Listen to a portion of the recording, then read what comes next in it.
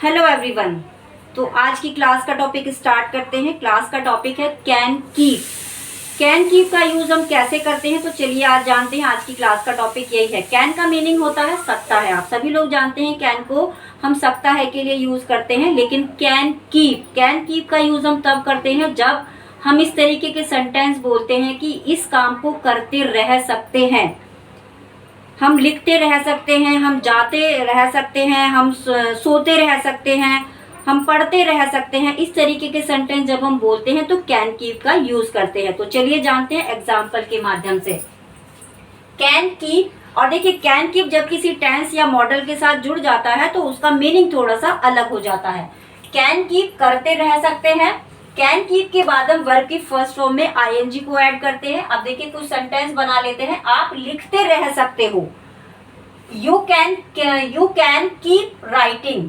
आप बोलते रह सकते हो। सपोज आपको कोई मना कर रहा है और दूसरा कह रहा है कि नहीं आप बोलते रह सकते हो, यू कैन कीप स्पीकिंग, यानी आप अपना काम जारी रख सकते हो। यू कैन कीप स्पीकिंग, आप बोलते रह सकते हो। आप लिखते रह सकते हो, यू कैन कीप राइटिंग। आप स्कूल जाते रह सकते हो, you can keep going to school. तो इस तरीके से आप सेंटेंस बना सकते हैं। आप अपना काम करते रह सकते हो, यानी आपसे कोई कह रहा है कि आप अपना काम करते रह सकते हो, you can keep doing on work. तो इस तरीके से हम कैन कीप का यूज करेंगे। अब बात करते हैं कुड कीप। अब देखिए कुड कीप कैन की सेकंड फॉर्म होती है और इसका मीनिंग होता है करते रह सकते थे। यहाँ पर हमने है यूज किया था, यहाँ पर हम यूज करेंगे करते रह सकते थे कि कुड कीप प्लस वर्ब की फर्स्ट फॉर्म में आईएनजी को ऐड करते हैं। आप इंग्लिश बोलते रह सकते थे। आप सपोज चुप हो गए और लेकिन कोई आपसे दूसरा कह रहा है कि आप इंग्लिश बोलते रह सकते थे, you could keep speaking English. हम स्कूल जाते रह सकते थे, you could keep going to school.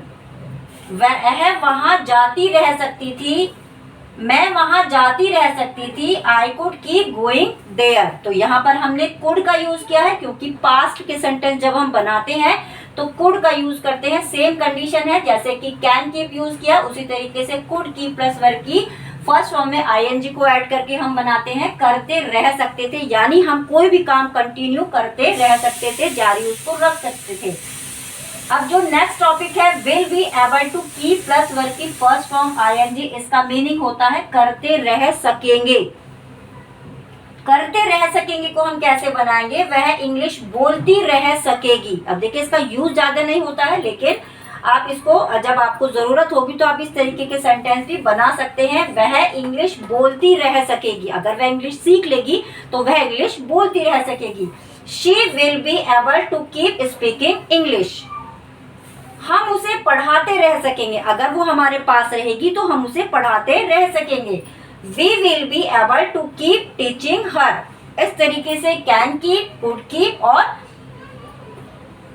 will be able to keep का यूज करके हम सेंटेंस को बना सकते हैं। Thank you so much. मिलते हैं नेक्स्ट वीडियो में एक नए टॉपिक के साथ। Bye bye and take care.